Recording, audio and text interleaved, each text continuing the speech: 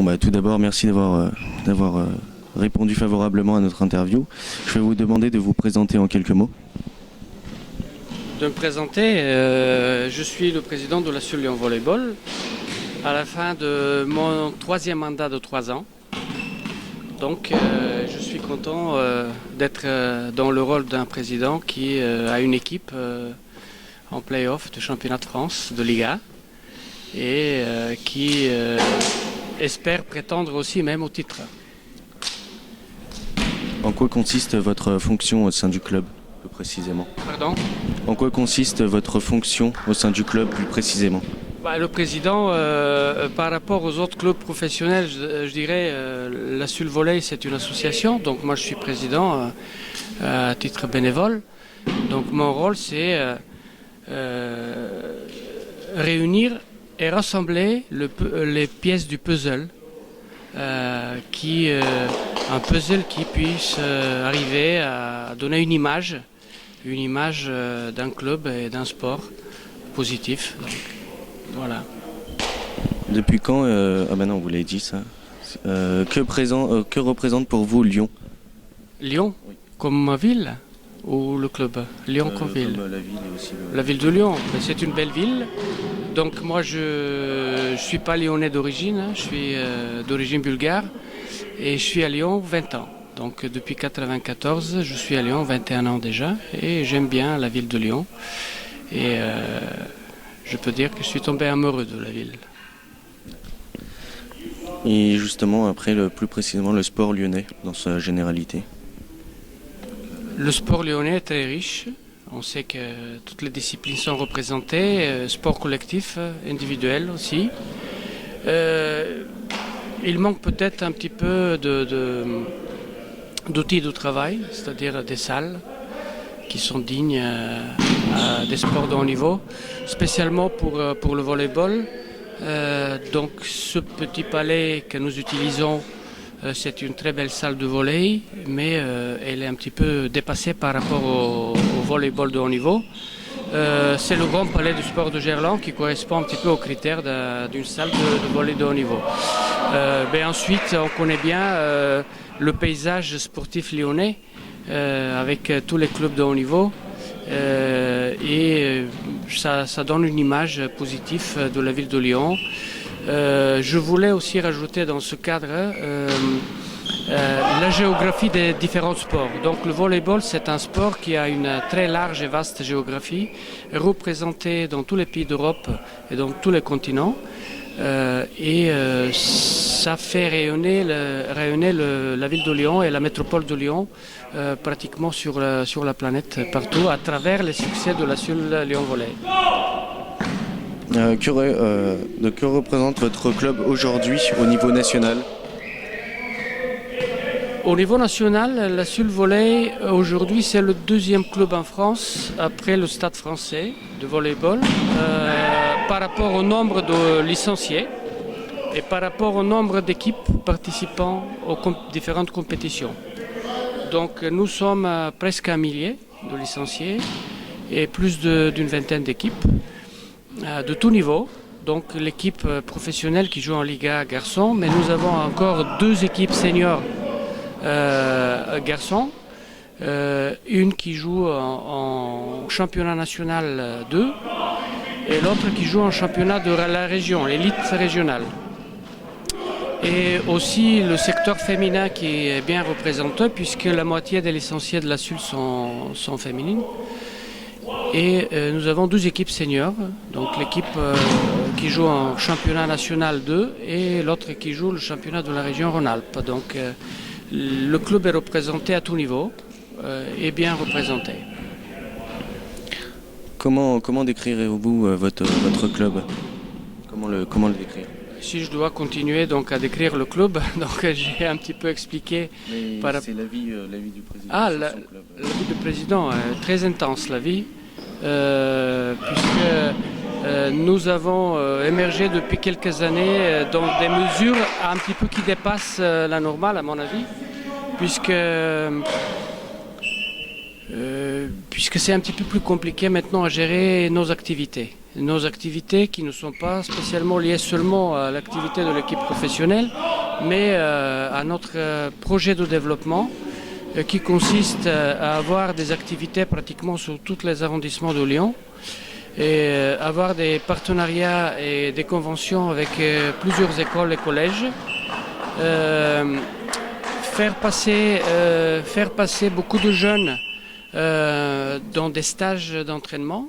Nous avons un système de mise en place d'un programme de 5-6 semaines dans une école où nous faisons réunir des classes de 30-40 jeunes qui passent des programmes d'initiation de volley. Donc là, cette saison, il y a 1300 jeunes qui sont passés par ces stages-là sur Lyon. Et notre activité aussi dépasse les limites de la ville de Lyon et du Grand Lyon aussi. Et nous avons une très grosse activité dans le monde du Lyonnais, Saint-Martin-en-Haut, à travers convention avec les 2 collèges, privés et publics. Et nous avons 70 à peu près jeunes et des équipes qui sont gérées séparément de nos activités de Lyon, puisque c'est quand même pas tout près ici.